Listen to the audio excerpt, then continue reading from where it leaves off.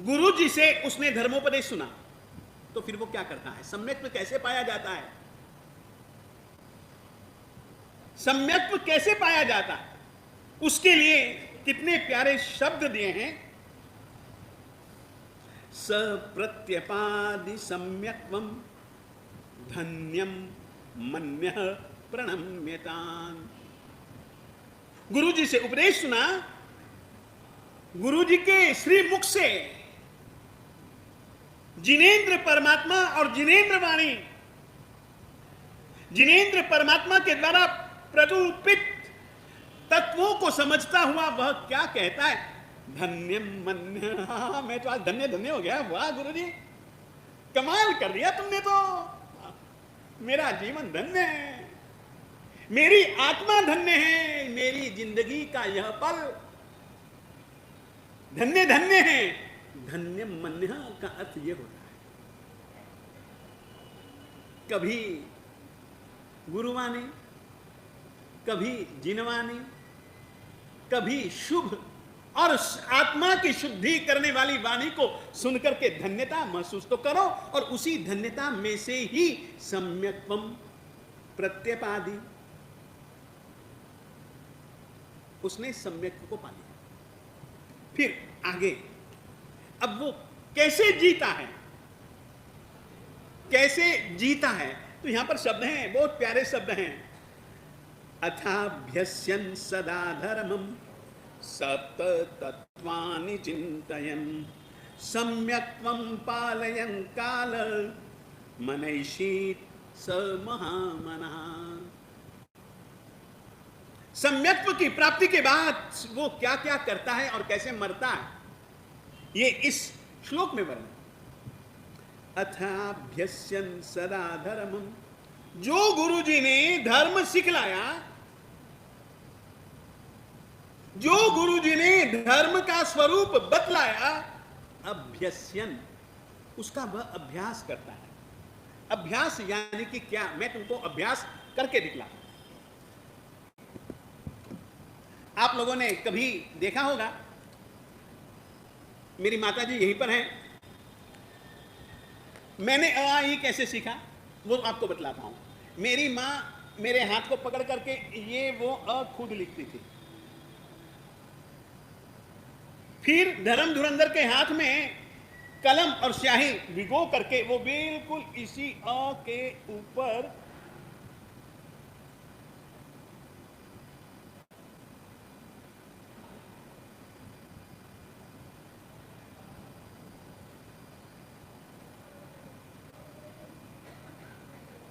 ये लिखवाती थी। लिखवाती ही नहीं, मेरी मां मुझे कहती थी नोटी बोल। अ बोलती भी थी, अ बुलवाती भी थी, अ लिखती भी थी, अ लिखवाती थी। इसका नाम है अभ्यस्यन। और मैं रहा बच्चा, एक बार अ बोलने से क्या अ मेरी पकड़ में आ जाता था? क्या एक बार यदि मैं इतना सुंदर अ लिख लेता हूं तो क्या हमेशा के लिए एक बार लिखने से मेरा अ इस प्रकार से लिखना क्या पक्का हो जाता था?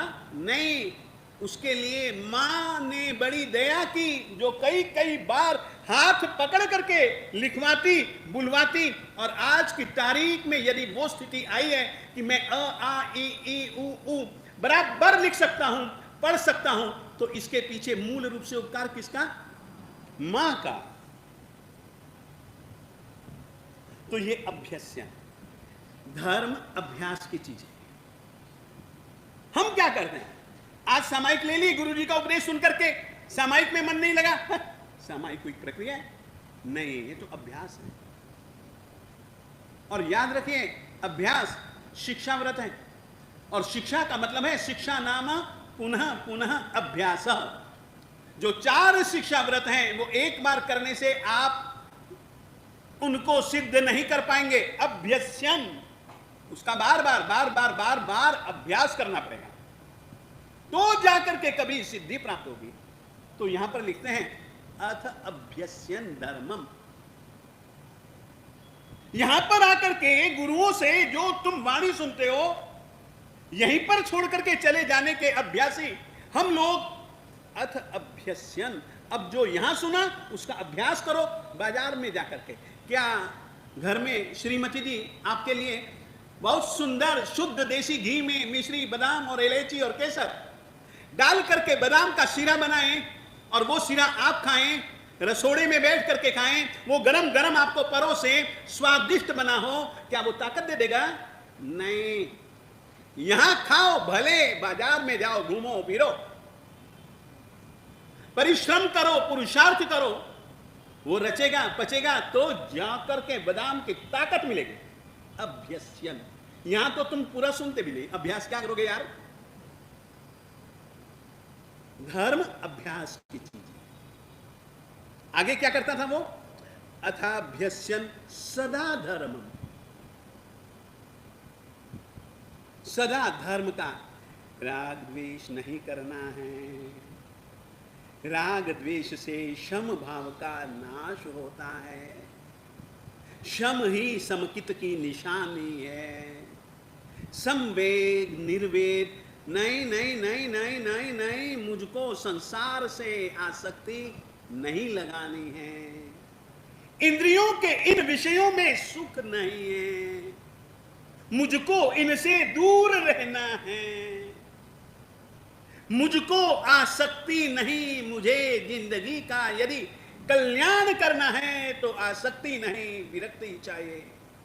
मुझे दलदल में फंस करके नहीं जीना है, मुझे इस संसार की दलदल में कमल बन करके जीना है, कमल बन करके रहना है।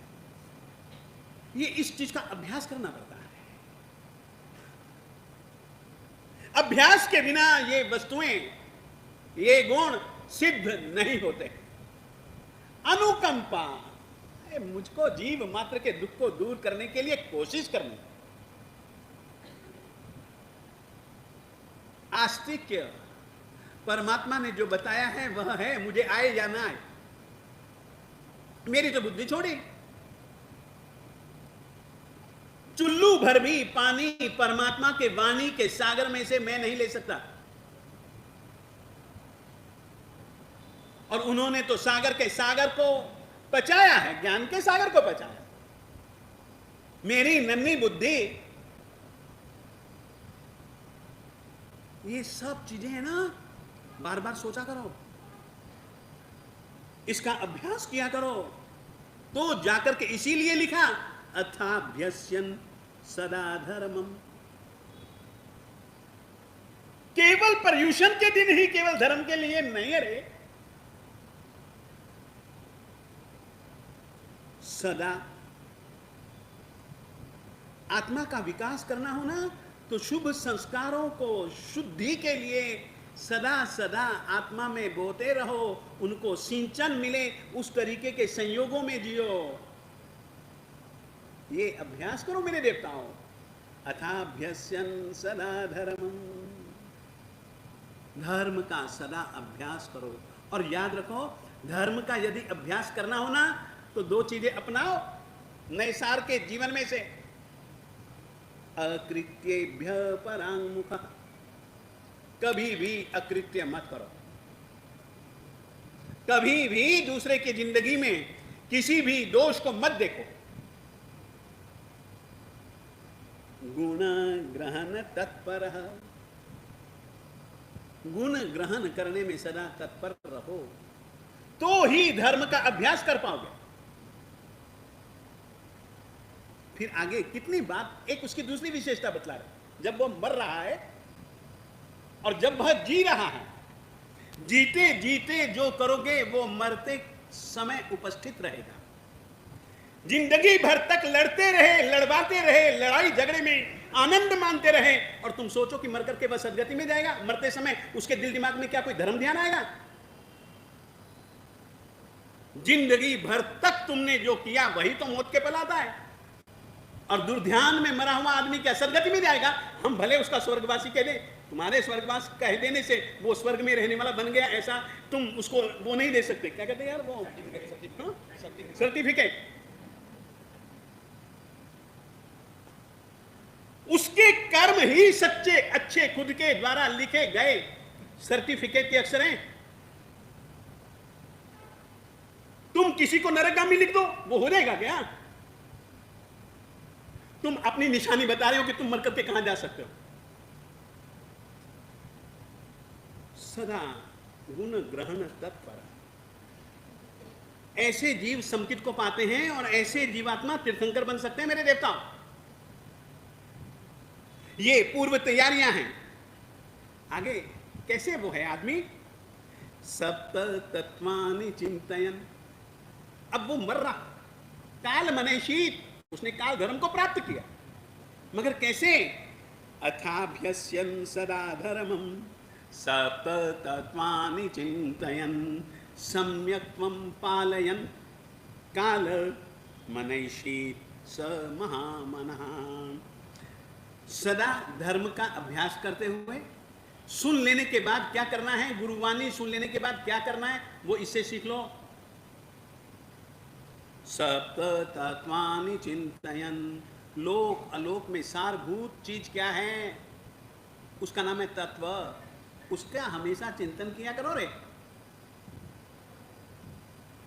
सम्यक् त्वं पालयन्, तीसरी विशेषता, सम्यक् त्वं पालयन्, जो उसने समकित पाया गुरुवाणी सुनकर के, जिनेंद्र परमात्मा के स्वरूप को और जिनेंद्र परमात्मा के स्वरूप को जैसा उसने समझा, उस तरीके से मानता हुआ सकाल मनैषित, उसकी मृत्यु हो गई।